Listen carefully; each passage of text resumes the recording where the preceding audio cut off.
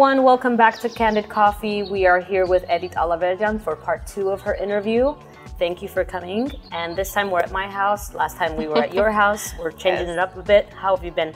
Good. Trying to survive 2020. I know. Oh, how are you? Good, considering how much has happened between our last interview and now. I think we're all just trying to make the best of things. Yes. And as silly as it sounds, it does help to be able to do normal things like getting your hair colored or cut or getting your nails done and maybe dining with friends again. Right. So I wanted you to come back because we had such a great conversation last time. We dove very deep into some heavy stuff. We did. So we're going to try to lighten up a little bit this time. And we cried, yeah. Congratulations, first of all. You have a second book coming out in a few months. Yes. Let's talk about that a little bit. What are you planning on publishing? It's going through editing right now. The way Amazon Influencers Program works is anytime you submit something, it has to undergo several, editing. They have to look at it, like audit, as you said. So I'm hoping within 3 to 4 months it'll be out there. But this is actually a very special book. It's called You Are a King Woman. Oh, wow. And I named it that because it actually circles back to like a survival guide of 2020. Like and I'll touch on this really quickly. When you said getting hair done, getting our nails done, never ever in our wildest dreams would we think that we would ever do our pedicure here or our manicure or color our roots, because we're so spoiled here. We have everything, but we were put in a position of survival mode. Right. So there's women who were like freaking out, like what's gonna happen? I can't do my roots. How am I gonna do my pedicure? But we did it. We survived. So cutting our own children's hair. I had to cut my son's hair. I had to, do my thing a little bit. So it was really hard. But the book is all about just kind of like proving to you, based off of your experience, how resilient you are, how strong you are, so that you never ever have to doubt yourself again. Because we all at one point had such doubts about ourselves. I mean, we were all going on a wild goose chase ride, but never again. Yes, I love that, and ironically, it ties into the biggest survival mode that we've had in modern time for us is what we're going through right now. And I know it might sound like first world problems, and it's not that big of a deal compared to other people, but again, it's still a problem. It's your problem. It's my problem. Right, yeah, because of our lifestyle here and what we're used to and what we've become accustomed to. So that's awesome. I can't wait for that to come out. I've had like publish authors back to back since we've interviewed, and I love it. They're proud. Yeah, absolutely. So many men and women, especially women, are great writers, and sometimes they doubt themselves, and then they're like, love, let's roll the dice, let me see what happens, like Nadine that I interviewed, and it came out to be wonderful, and it's their story, and they are so excited by how much people say, I went through that.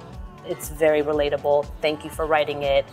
I felt like I was reading my own story, kind of thing. So this might not be like autobiography of yours, but it's something that you experience and other women have experienced, and you're just reassuring them through your book. Hopefully in a few months they'll be reading that and feeling that. Absolutely. Yeah. I think with me, I've just talked about my biography so much on my Instagram page that my audience already knows exactly who I am without even, I mean, they know my personality, my character, like my likes, my favorite color. That's how close I am with all of them, each and every single one of them. And yeah, absolutely. I think it's very important that Armenian women, and American too, Asian too, Middle Eastern too, but since we're 2 Armenian women here, I think it's really important to touch that. We should be so incredibly proud of our women and our culture. We've come so far. I think we've come far. I think we still have a lot of work to do, right? I think we do. But Ellie, we've come really far and we're doing a really, really good job. And I have to kind of also circle back to you, and I have to thank you for being such a huge contributor. Like, this is big, you know, calling people and interviewing them and having them know and talk about their process and their life. I think that's so beautiful, and it's such a state of validation. You have no idea. Chilates! No. No, I love that you say that, because every time, no matter, especially with women, but whenever anyone tells me thank you for, they're like, oh my God, you're calling me to interview me? Like, wow. I'm like, I'm just another person like you. I'm not a celebrity. I just love to hear your story, and I really love to hear people's stories. And since we're talking about incredible women, I have to mention, and I know you probably saw it on my stories, Diana Boyajian, who is an LCSW. Yes, your friend. My friend who I interviewed is a first lieutenant in the U.S. Army, and she's gonna be a social worker and a psychologist for the Army. And I got goosebumps just talking about her. I wish so much for that to happen more often with our women in general, but especially Armenian women, especially with stuff going on back home too. Like, I've talked to so many women who are like, damn, I wish I could go serve. I wish I could go serve. More than just being a nurse or being a psychologist or provide cook more. Or, you know, we're not necessarily saying I'm going to go to the front line with a machine gun, but we're saying like we want to do something in the military to really contribute, and to have First Lieutenant Boyajian as a title is so cute. That sounds so beautiful. Isn't it? Good for her. So, God bless her. Congratulations, Safety. Deanna. Congratulations, absolutely. I think that's very successful, and it's such a proud moment to have people like that in your circle. Yes, yes, it's amazing. It's amazing.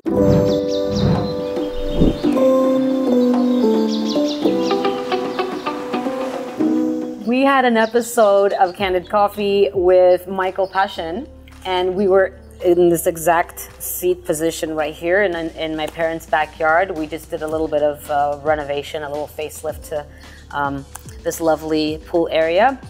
So if you see little things hanging around, that's what it's from. But yeah, I think a lot of people have been like doing spring cleaning and some serious construction since they're home. They're like, whatever, let's just do some home improvement. I think I want to hear what you did for quarantine. Like, I know everybody has such a negative story, and of course, rightfully so. It's been really difficult. But what did you do? What did you learn from all of this? Because I took away some pretty good stuff. The gym has always been my, like my sanity. And not being able to go to the gym was very hard. Yeah. And then on top of it, for a little bit, I went hiking, and then they shut those down too. And then they opened them back up much, much later. But for me, not being able to do physical activity that was considered exercise was very hard, especially at home with 2 kids. But it was really great to bond with my older daughter, because she loved going on walks with me. And so every day we would go on a 30 to 45 minute walk around the neighborhood. And so many people were out walking. And I love that, because obviously, yes, you are bored at home. That's why you're walking outside. But also, it's great that you're getting some fresh air and spending some time maybe with people in your life that you wouldn't have otherwise gone on a walk with. So that's really nice. And yeah, my daughter and I walked around and we talked, and it kind of gave her time to like kind of open up to me, which was so cute. Because otherwise, you know, they're at school, they're at home, you're cooking, maybe you're a little on edge because you've had a stressful day, and then you're maybe a little snappy.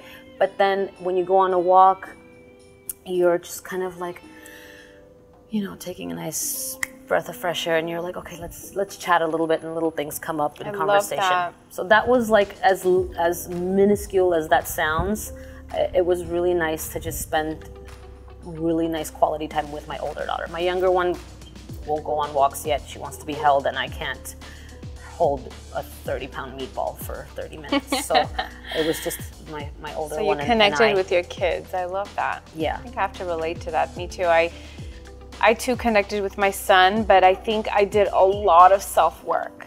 Like this past 4 or 5 months, I was seeing patients through Zoom, so I didn't stop working. Good. I feel like you can't. Yeah, because the rates of suicidal ideation increased. There's a lot of people who were already living alone, who were already very sad and lonely. Yes. And then we were hit with the pandemic. Yes. Then we had to isolate, so they felt very lonely, and a lot of things were coming up. So Yes. definitely a Triggers. lot of big time. Yes, People were yes, just yes. struggling, going through a hard time. But in all of that chaos, I found the time to work on myself. I read a book every month. I worked on my book. I worked on myself. I also exercised. I started changing my eating habit. I lost some weight. Which you can do because you have the time to do it home. Exactly. I had the time.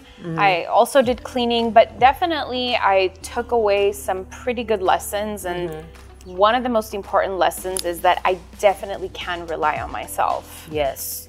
Yes. That was such a icebreaker for me, because for a long time I thought I had to be dependent on my parents and some friends, which a dependency is beautiful, but to a certain extent. But I felt so independent coming out of this pandemic. Like I can depend on myself, and I could be a beast just doing it. Because and then I had to change the title of my book towards the end, because I thought, wow, like if we can come through a pandemic like this on our own, like as single mother, as a single mom, what can't we do? Right. So I was like, you know what? Then you are a king woman, because it takes a pretty badass mom. Sorry for my French. No, it is. But it's truthful absolutely. to do that. Yes. And of course you have support, but Ellie, you're on your own no matter what, you know, what you say. You're still independent. So definitely the lesson of I can only depend on myself, and there is nothing that can take that away was one of the biggest lessons for me. So absolutely, so grateful for that. Absolutely, I agree with you, and I was nodding as you were saying that, because myself included, aside from the walks, you kind of have to come up with ways to entertain, I mean, you don't need to entertain yourself. You have, Netflix for that. But like keeping the children busy and like doing stuff with them. And I'm not like a Pinterest mom or an artsy crafty mom. I don't know how to play. Yeah, I don't either. And so I had to do stuff. Improvise. Yeah, improvise. Thankfully, it wasn't too long before their camp started. And they did go to camp for a few hours a day, which was a saving grace for us. But still, we, did a lot of stuff together, and I'm sure a lot of moms had to come up with things to do, and I'm sure it was difficult to cook and clean and be at home all the time with your kids and entertain them without parks and Chuck E. Cheese and indoor playgrounds. But like you said, when you're pushed to that, you adapt. Yes, absolutely. You do it. You have no other choice. But here's the one thing that I thought about a lot is, okay, it's very difficult for moms, but we always forget to talk about husbands and men. Yes. And how difficult it is for them. Hence the hint we got a few minutes ago. Right? But absolutely, I think for couples in general, or for men that are on their own too, single dads. Yes. I think everybody in this has to be acknowledged. And for sure, I think this was a very, very, very difficult position for us all. And it is until a few months ago I realized how difficult it was living in Armenia in the 1980s and 90s. I don't know if you were born and raised there, but I went to school there up to 3rd grade. So I experienced the years of, we didn't have lights for days. We didn't have water for days. And it was like negative. Couldn't even get out of the house. There's nothing to do. There's nothing to do. Cold winters with like negative 15 degrees outside. And we had no light for homes to be heated. So we had like layers of clothing. I learned the alphabet underneath candlelight. I did my homework underneath candlelight. So all those difficult times.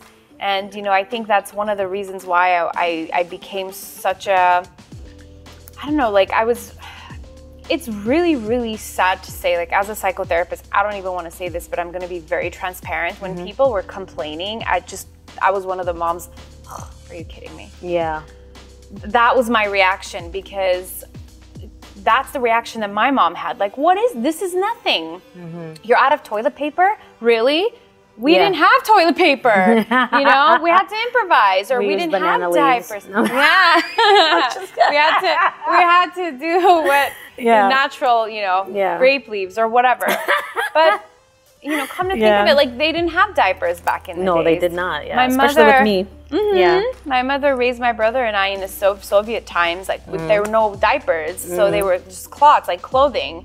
And how many times a baby poops and pees? So could you imagine the difficulty? No hot water, washing all that in cold water. So you know, a lot of these women, Armenian women, like our parents' age, were like, "What are you? This is nothing." Yeah, this quarantine situation is nothing nothing compared to what we went through. Right. And then there's people saying, well, there were people dying, and yes, there was, but you know, different circumstances. I mean, each circumstance is difficult, but definitely something to actually reflect back on. I'm like, wow, this. You're right, Mom. And I said to her, you're right. This is nothing like how we lived, and we lived like that for 10, 15 years. Yes. So. Yes, absolutely. And, you know, I know it's different times and different people and different, you know, oh, well, you're used to this, so therefore if you digress and go to something else, it's very shocking to you. Yes, I understand that. You know, we're living in 2020 and this is not the early 1990s or late 1980s, which even in Armenia, it felt like even older because everything was still so crappy and old, and you know, even something as simple as a picture looked like it was from the 60s, not from the 80s. But yeah, I mean, like they had it really tough. We also had it really tough, but I'm sure we came out stronger because this was a big wake-up call for us. It was a big eye-opener for us. Honestly, like I'm just trying to make the best of this year. I'm trying not to complain too much, especially since there have been things that opened up and I can't spend time with friends and family. So I try to make the best of it. I don't know what's going on politically. I try not to think about that too much because it's just, who knows. But once this is all over, hopefully we'll come out of it just brighter, stronger, and more resilient. Yeah. We absolutely will. And yes, absolutely. It is not, we're not undermining what we went through at our age, but I definitely can totally relate to how I honestly felt like I was my mom. Yeah. That's how intense it was, I think, for all women. So definitely we will be more stronger. I think we're more cautious. We know what to do now, how to prepare for trauma and all those, you know, tragedies. Hopefully nothing else comes up, but we know how to handle it. We spoke last time about men and how, you know, roles have changed in a sense of they're more hands-on, obviously. I think now, specifically talking to a few friends whose you know, their wives are either nurses or in the medical field, so they were absolutely going to work and the dads were staying home with the kids. So I've seen that, and I mean, they've always appreciated women, the ones I've spoken to, and their wives and being a mother, but they really had to step up a lot, and they handled it really well. Yes, they did. I know a few dads myself, friends who are doctors, who had to work, and their husbands really stepped up and just took care of those kids. Props to all the men out there that really had to be, you know, moms while the moms were working. Because it was, I'm sure it was really difficult. It's not an easy task. So definitely. And again, like I think couples in general, they're going to be so much more stronger. I think this pandemic either broke you or made you stronger together. Yes, absolutely. Absolutely. Everyone's joking about that. Oh, the divorce rates are going to go up and stuff, but like, or the baby rates, or the baby. Exactly. You see a lot of babies. Exactly. Yeah, it's going to be a big rush of babies coming in a few months. But yeah, it just really opened everyone's eyes to our roles and switching roles and our parents and everything like that. So the best thing you can do out of a situation that was unfortunate is just to take something good out of it and make it a lesson.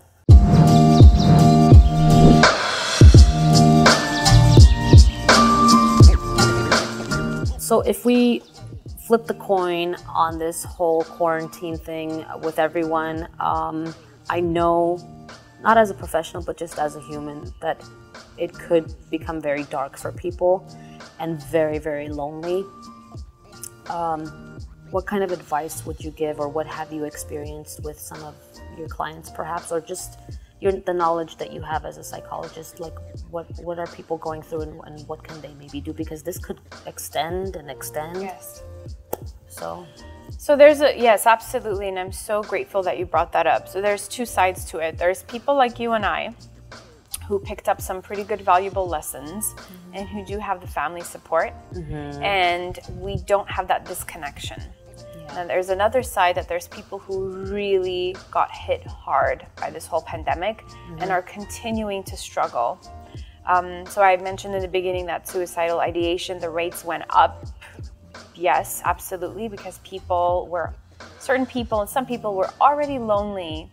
To begin with, some people had mental health dilemmas that they were dealing with to begin with. And on top of this, so it definitely heightened anxiety and depressive symptoms for a lot of people. And one of the biggest things that I was working on, and it was a struggle, I think, before I began, hands down to all therapists, all clinicians that were working. I feel like you guys don't get enough credit. It's always about nurses. Yeah. It's always about medical stuff, and I'm grateful for them too. But there's the other side. Right. So I'm gonna look in the camera straight, and I'm gonna say to every single clinician, psychologist, psychiatrist, psychotherapist, any clinician that was working with patients directly, praise to you guys. Thank you. Because it's very important. I feel, I could speak for myself, and it might be a very grandiose moment right now, but I can say I am so honored that I was a support system for some of my clients. It's not easy sharing feelings. It's not easy talking. It's not easy feeling. So there are so many hundreds and thousands of people who really struggled and went through a lot. So I'm very grateful for my clients. I'm very grateful that they're able to connect with me and share. But going back to the advice, the one thing that I always apply to my practice is safety plan. Always safety plan. And this doesn't have to be with someone who has depression or anxiety or who has suicidal thoughts. I do safety planning with my child so that if we go somewhere and something happens, we have a safe word, and he's supposed to yell out that safe word. And that indicates that there's an emergency instead of screaming. Right.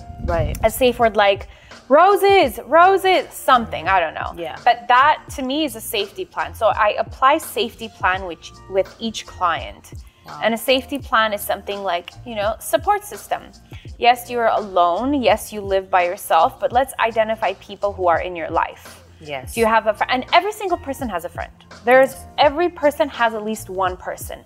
It could be a person at a grocery store. It doesn't matter. You identify that one person, and you have that person in your mind that if something does happen, you have that person to go to. Right.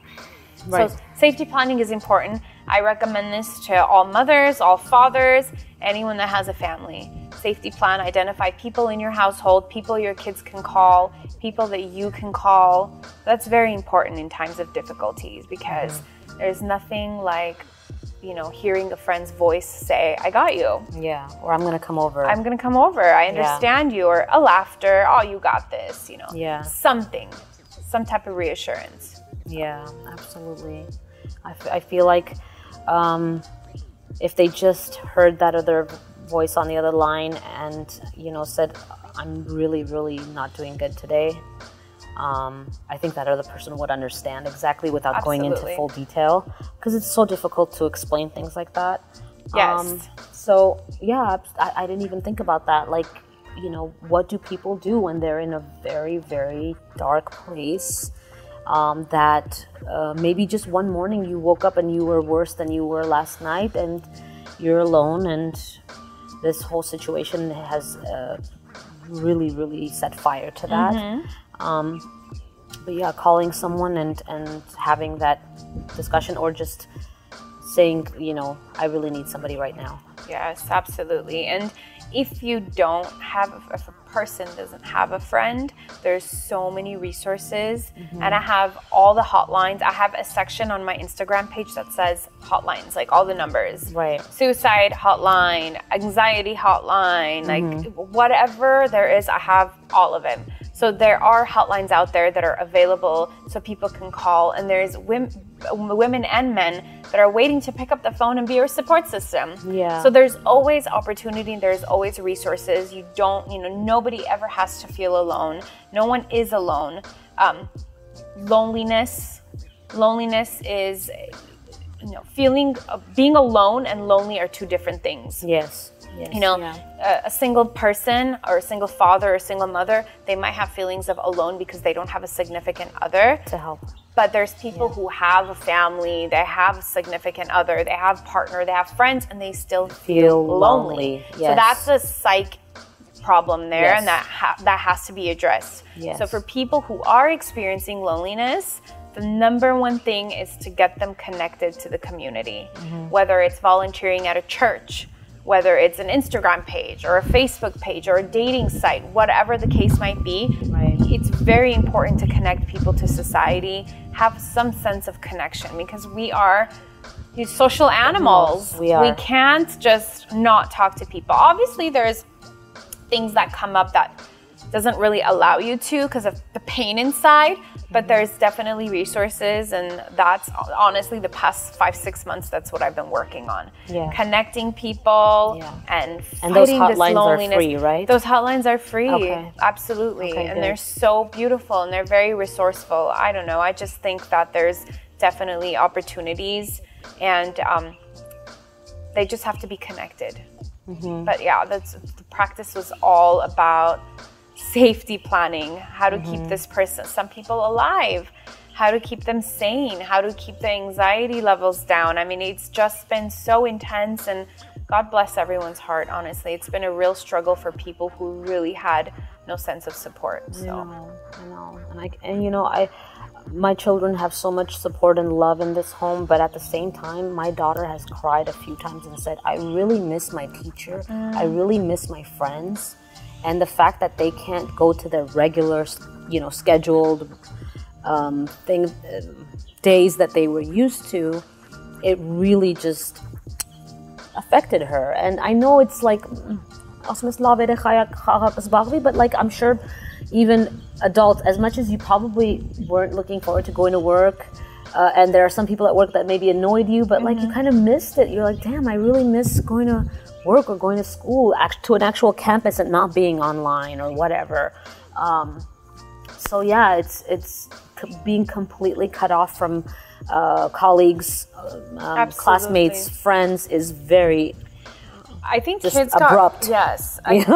Kids got hit really badly. Yeah. I think kids were very confused. Yes. Their routine wasn't there anymore. Yes. The routine of waking up, going to school, rushing to school, and the fun. And so they were definitely disturbed, and a lot of kids started having nightmares. I had a lot of kiddos that were experiencing nightmares. It was just so much energy inside that they weren't able to release. So they were sleeping with all that energy, and what's going to happen? Hard time sleeping even. So definitely, but I don't know. It was a very difficult time, and it still continues to be, but there's definitely, you know, people that we can be connected with, and people we can talk to and call, different ways to explain to our children what's happening. I think that all moms did such a good job. Yeah. You know, I was doing a live one time, and I was asking advice on how are you guys telling your children about the pandemic. So they're like, oh, we just explained very honestly, and they were very just transparent. Nothing traumatic. So I think I have to say, like, I'm just so proud of all the moms. I think we handled it so well. Yes. I think especially with birthdays and gatherings and making their children feel special, we just came up with all kinds of things to do for them so they don't feel that absence. Oh my goodness, the Pinterest moms, and so much was coming out, I'm sure, Yeah, exactly.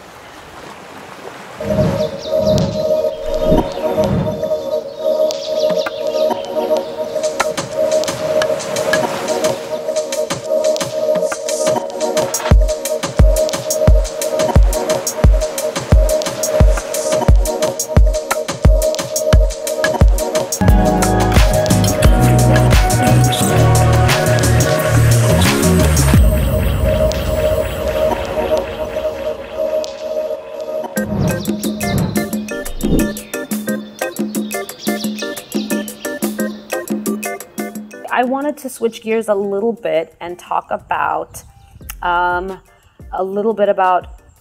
the troubles that men and women that are in a partnership or marriage that they're living together, either when it's an abusive environment, either for the man or the woman, whether it's verbal or physical, and how they're dealing with that, and then how also they are escaping that.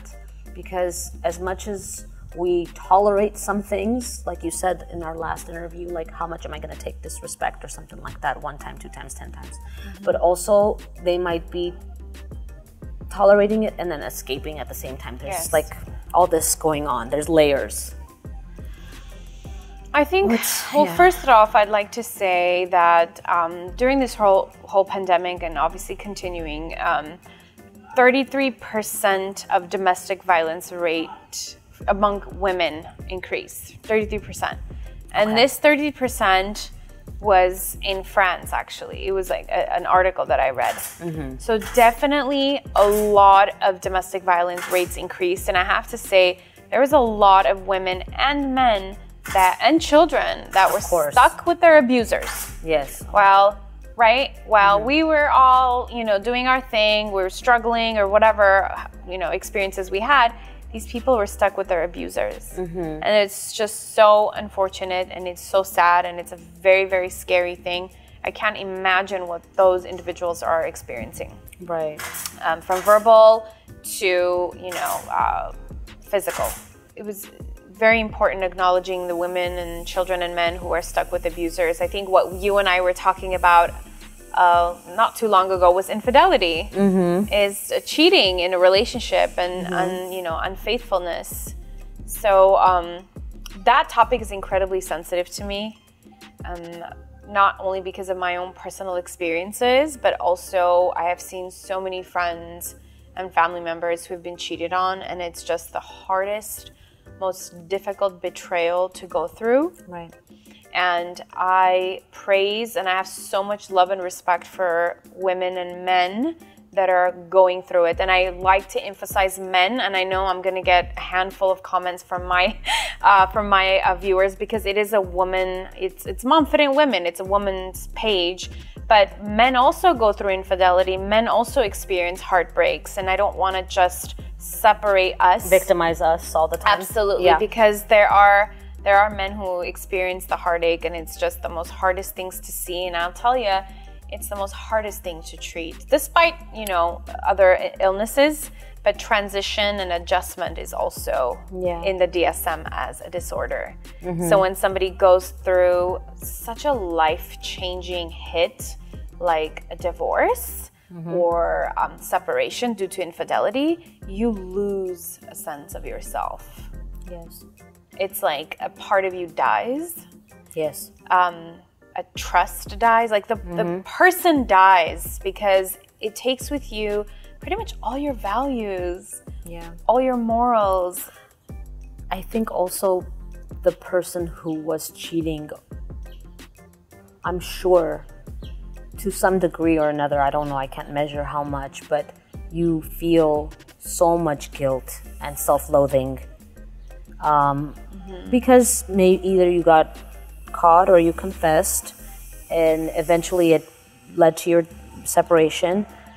That person, be it a one-time mistake or several times, I'm sure they felt so much anguish and like self-loathing kind of thing. And I'm not condoning it. I'm just saying that it's both ways. People are losing themselves, losing the person in front of them, and losing that family aspect, whether there's children involved or not.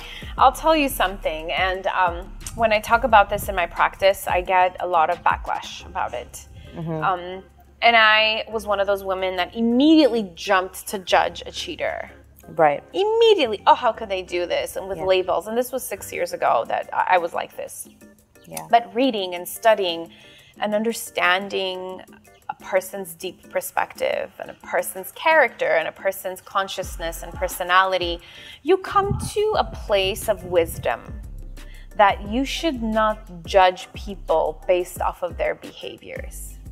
Because a behavior does not define a person of who they are. it's not a personality, it's a behavior. Right. And so, or a choice they made that led to a big mistake. yes. And then they feel like they have to pay for that mistake over and over and over Yes. again. And I having don't think- someone bash them. Yes, absolutely. Yes. So if I was the Edith maybe 6 years ago, I would not even know what forgiveness is. I would not forgive. I would be that Edith that's completely judgmental and a victim. How dare, why me, how did this happen, how could this happen, is it because of me, did I do something wrong, is it sex, is it not sex, is it my looks, right? You just, all these things ruminate in your mind. But when you come to a place of consciousness and awareness, you start to be okay with people's behaviors.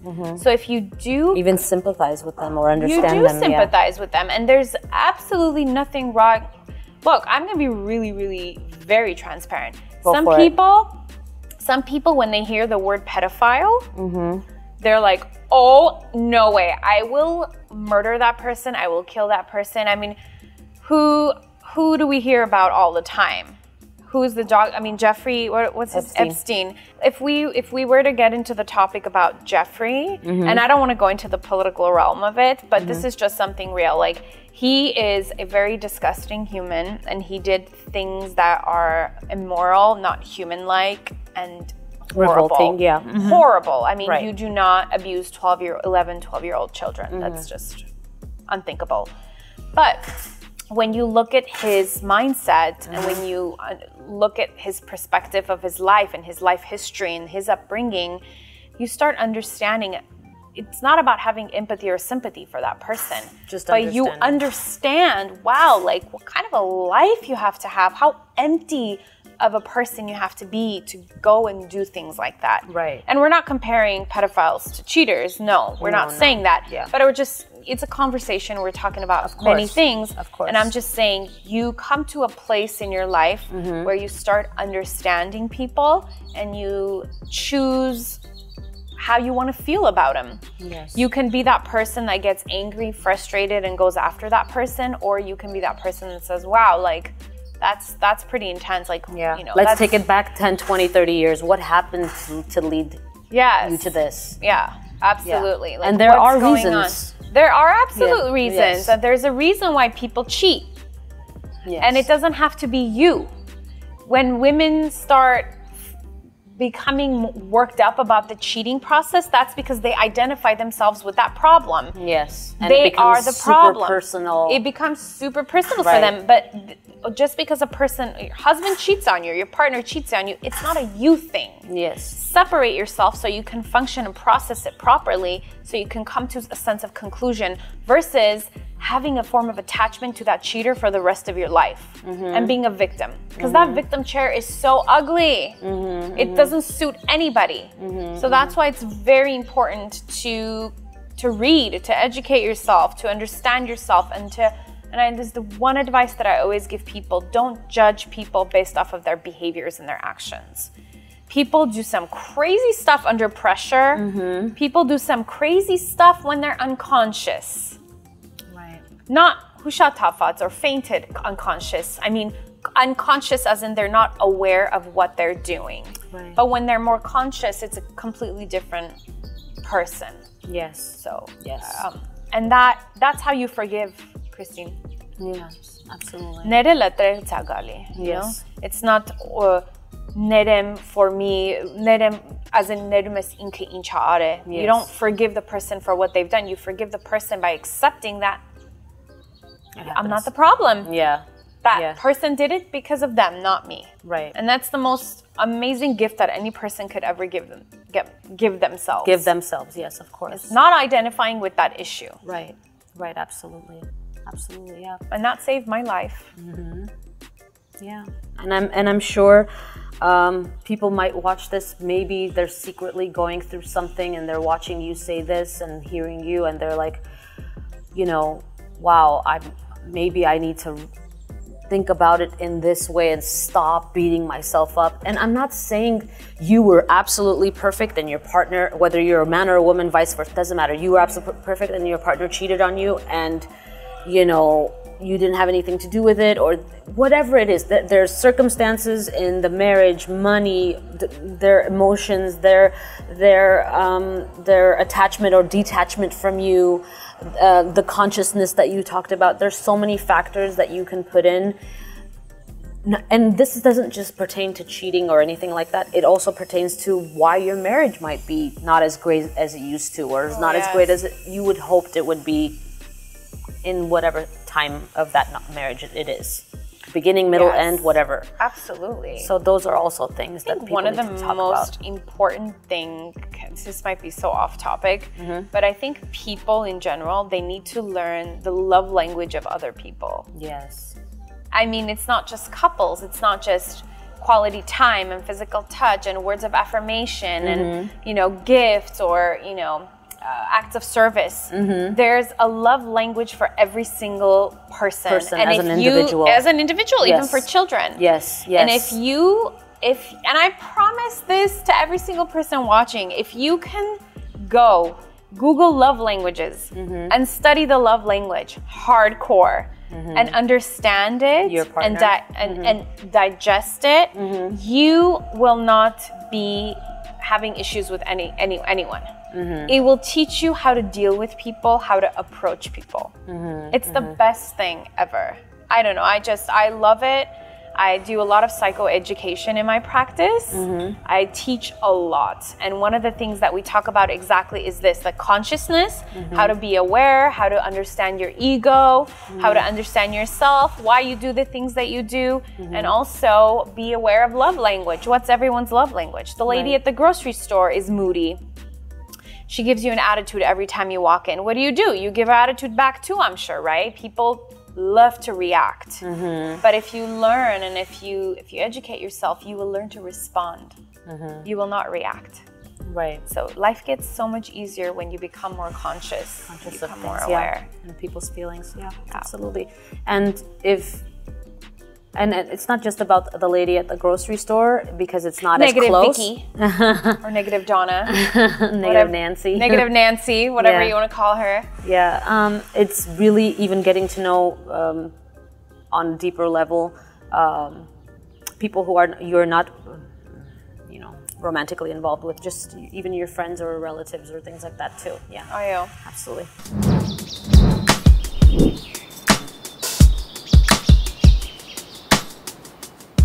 Wow, we touched on a lot of topics and things, and we always have such a good conversation. Yes, absolutely, and I love digging, and you're always very transparent, and I love that about you, and I always want you to be that way, even if you do get criticism. Thank you. Yeah, because it's just like, I know you've gotten some backlash for giving your views on your Instagram, and that's okay. Yes. And I hope people will still love and respect you and appreciate the rest of the advice that you give, and not just concentrate on one thing that they perhaps disagreed with, which, okay, we're absolutely not see eye to eye on certain things. So I appreciate you so much. Thank you for coming again to have this lovely discussion for our viewers, and best of luck with both your degree that you're finishing up and your book, and I hope for more books and more enlightenment. Thank you, as I wish the same for you. Thank you so much for having me. It's been my honor. We were high school friends. Yes. I remember the old days. You were just such a cheerful butterfly. And I don't think you've changed, and I don't ever. I think your show is gonna pick up, and it's gonna go so many beautiful places. Thank you. Just wait. Thank you so much. All right. Well, thank you again for joining us with Edith Alaverdyan. She is a psychologist, and she is always open and willing to give helpful advice on her Instagram. She's very, very informative and connected with her followers. So be sure to reach out to her if you ever need anything. And thank you for the sponsorship that I have with Island Collisions and Sprinkle Me Sweet.